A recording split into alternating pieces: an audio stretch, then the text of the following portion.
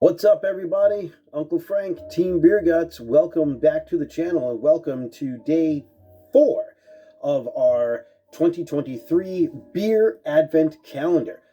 24 days from the month of December up until Christmas, 24 beers in a case, and I don't think it's a coincidence. If it's your first time to the channel, hey, we've got some videos you can go back and check.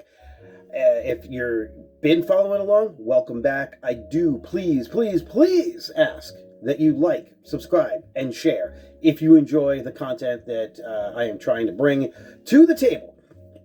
So let's get into today's thought process and today's beer. I started thinking earlier today at work, I want to really maybe focus on some different beers. Since I've been doing this, I'll do in the summertime the Le Tour de Beer, where I'll do a different beer every day of the Tour de France.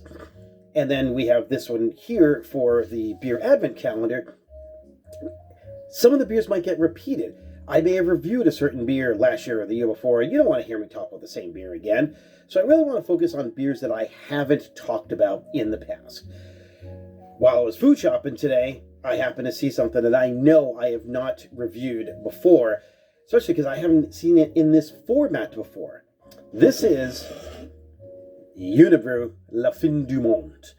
A great beer. I've had this in the past. I haven't had it in quite some time. I've never seen it in cans. So I'm excited to try this. Different format, should still be the same beer, but it's been a while since visiting this. Beautiful looking can too. I mean, look at this artwork. Real quick history about Unibroue, or Unibroue, however you want to produce it. They are from Canada, in Quebec, and one of Canada's original craft breweries, I guess. Doing a little history on it, it's actually a little hard to figure out if they were started in 90 or 92. I believe maybe they started putting things together, had business partners, were working things, combining breweries around 1990, 1991. But I believe as Unibroue, they started in 1992. They look at Belgian-style beers. So they're doing big beers. This is a Belgian triple. They'll do a double, Goldens, things like that. It's also a great example of when I tell people, don't be afraid of the dark. Darker beer is not always stronger. When you look at Belgian-style beers, double or double, triple or triple, double is double strength, triple is triple strength, yet Belgian doubles are always darker in color. They're more of a mahogany or a brown. Your Belgian triple is more of this light golden color. So although the other one is darker, it is the Belgian triple that is stronger, usually weighing in somewhere around 9 to 11%. This beer happens to come in at 9%. So not a Trappist ale. So we're going to do real quick about that too, because I like giving a little bit of beer history and some beer knowledge. For it to be a Trappist beer, it needs to be made in a Trappist monastery. So it can be Belgian style, but if it's not made in a Belgian Trappist monastery, it's not a Trappist beer. It's still a Belgian beer, and a Belgian beer of that style, but not a Trappist ale. Very slight differences, but I'm sure the monks would be very happy to know that you know the difference. So there's a little bit of beer education for you. Unibroue, La Fin du Monde, 9%, coming in 16-ounce cans, so this will probably be a finisher for me tonight. I tried to find what I thought was proper glassware. I've been drinking out of the tulip glasses lately, but this one's got a bit more flair to it. I like this type of glassware because I believe this is going to let some of those aromatics come through. So let's see what we got. As you can see, like I was saying before, this is a lighter color. Belgian beers, such as this, are going to be very effervescent, so even with a gentle pour, you're going to get a big cascading head coming out of this. And it's the style of glass with the tulip, so we're going to let this breathe and settle a little bit. It should come up to around here, and you've got a nice dense head to it. European beers, you'll notice here, or American beers, let me put it that way, sometimes you go to certain pubs and bars, and they fill it all the way to here, what I call a stadium pour. That's like when you get the plastic cups and you're at the game and you need to maybe drink your sorrows away because the New England Patriots can't score any points. So you drink a lot while you're at the game.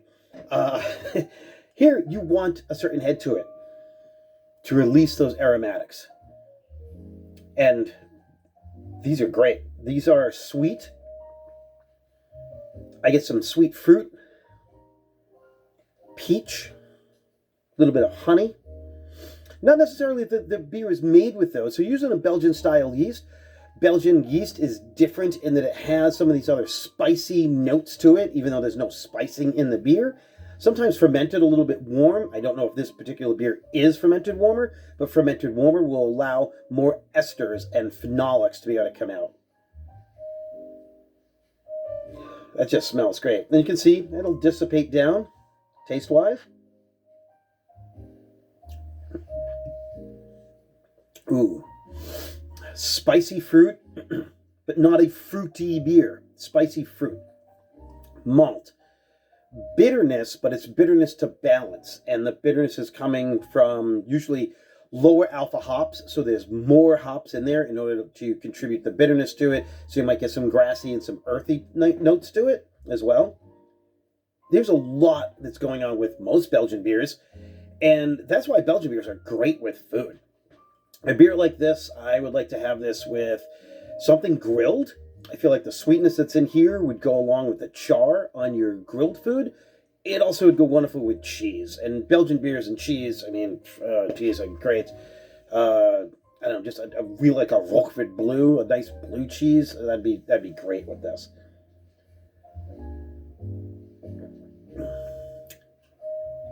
Yes.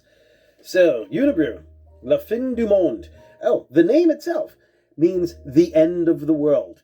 Funny thing, so when I first started drinking this beer, I always thought it was like, oh, well, we're going to end the world because it's like so big in alcohol, and that's the end of your night, the end of your world. That's not what they were going for. It's actually named after, not discoveryist, the people who go and discover things. They were hiking and finding where the land was. And when they reached what they thought was the end of Canada, they thought they reached the end of the world. And the beer was named after those explorers. Explorers! That's the word I was looking for, yes. So, this great, great color has a little bit of orange, some jammy orange marmalade. Yeah, the more you smell this beer, the more it opens up the different taste things that you're going to get along with it. Does not taste like 9%, not at all. And that's why the Belgians, and especially the monks, when they're making stuff like this, it would be called liquid bread, because it's going to be hearty and satisfying. So I am going to pour myself a little bit of this some more, and I'm going to have some pasta with it tonight. Pasta isn't really where I would have went with this, but I'm going to get some grilled meat, chop it up, throw it into the pasta, and some spicing, maybe a little bit of sage, some black pepper. Black pepper would definitely go. Any dish that's got some black pepper would contrast or complement, actually, because they're going to fight off of each other or play nice with each other, not really fight. We don't want to fight, not tonight.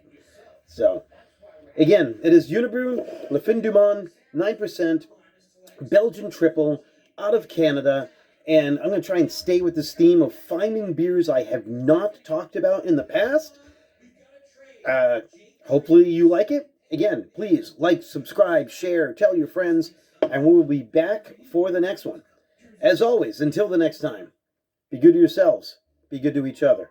Ride bikes, drink good beer. Cheers!